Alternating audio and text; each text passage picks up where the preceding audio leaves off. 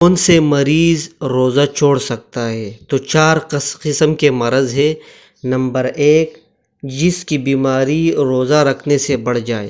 Number 2، یا صحت یابی میں وقت لگ جائے، مطلب یہ کہ ایک آدمی پہلے سے بیمار ہے اور اس کی بیماری ختم ہونے میں وقت لگ جائے۔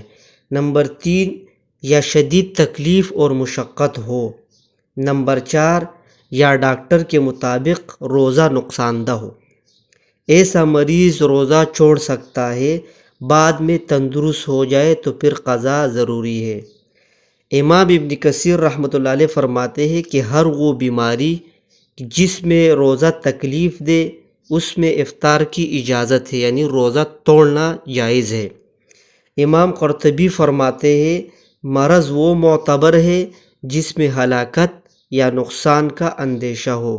تو ایک بات یاد رکھے کہ معمولی سر درد یا معدے میں درد یا اسی طرح وغیرہ اور معمولی بیماریاں جو قابل برداشت ہو تو اس میں روزہ افطار کی اجازت نہیں ہے بالکل۔